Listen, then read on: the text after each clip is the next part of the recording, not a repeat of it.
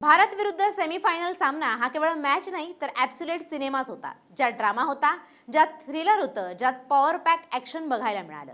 या सामन्यानंतर सर्वात जास्त चर्चा होते ती म्हणजे बापूची। बापू म्हणजे कोण?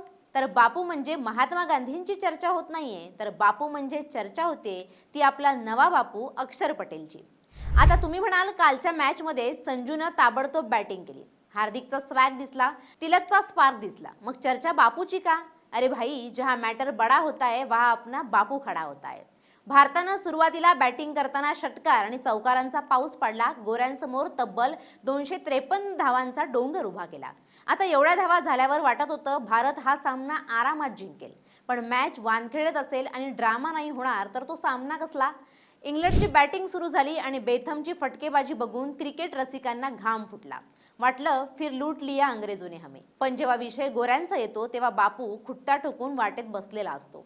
अगदी स्वतंत्र संग्रामापासून ते कालच्या मॅच पर्यंत तेच दिसून आलं, कारण मॅच धोक्यात असताना अक्षर पटेलनं मागे उलटं पळत जो कॅच पकडला त्यानं इंग्लंडला संकटात आणलं।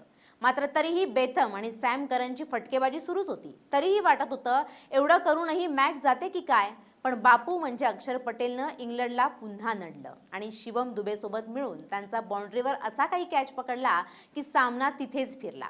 बापूनं फक्त कॅच नाही तर गेलेली मॅच सुद्धा पकडली होती। अशक्य वाटणारा कॅच बापूनं अत्यंत सावधगिरीनं पकडला। त्याचा तोल बाहेर जातोय हे कळताच जवळ आलेल्या दुबेकडे तो बॉल फेकला आणि बापू बाउंड्रीच्या बाहेर कोसळला। पण इकडे इंग्लंडची बॅटिंग लाईनअपही या कॅचनं कोसळली, त्यामुळे पुढचा कार्यक्रम जरा सोपा झाला।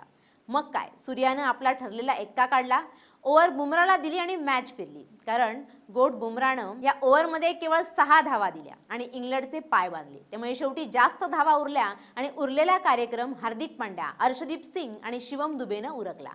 इंग्लंडनं तरीही 246 धावांपर्यंत मजल मारली, पण निकाल भारताच्या बाजूने आला।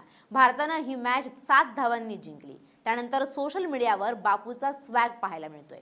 सोशल मीडियावर अक्षर पटेल सध्या ट्रेंडिंगवर आहे। सामन्याच्या सुरुवातीलाच अभिषेक शर्मा पुन्हा नेहमीप्रमाणे स्वस्तात बाद झाल्यानंतर संजू सॅमसननं आणि ईशान किशननं सामना सावरला। जोरदार फटकेबाजी सुरू करत रन्स कमी होऊ दिल्या नाहीत। त्यानंतर शिवम दुबे आणि हार्दिक पांड्यानं तोच टेम्पो कायम ठेवत धावा चोपत राहिले। त्यानंतर शेवटी तिलक वर्मानं उरली सुरली कसर पुरी करत धावा चोपल्या, त्यामुळे भारताला एवढी मोठी धावसंख्या उभारता आली।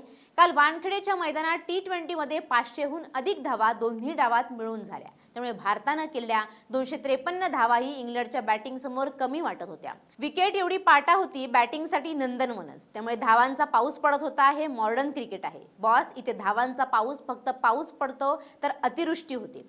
त्या अतिवृष्टीत एक संघ वाहून जातो, एक संघ पुढे जातो। कालच्या मॅच नंतर इंग्लंड बाहेर गेलीये तर भारताला फायनलचं तिकीट मिळालंय। दुसरीकडे फायरब्रँड दक्षिण आफ्रिकेला हरवून न्यूझीलंड फायनलमध्ये धडकली आहे, त्यामुळे हा सामनाही सोपा नसणार आहे। हे फायनल आहे, या दोन बेस्ट विरुद्ध बेस्ट अशा टीम भिडणार आहेत। पण या फायनलचा व्हेन्यू बघितला की प्रत्येक क्रिकेट चाहत्यांच्या मनावर थोडं दडपण येतं, कारण टीम इंडियासाठी हे मैदान कायम अपयशी राहिलेलं आहे।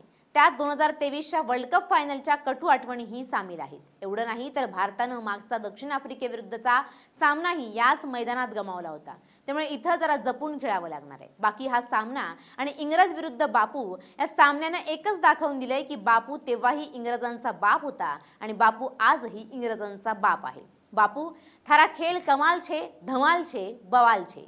Bureau report, LS Marathi.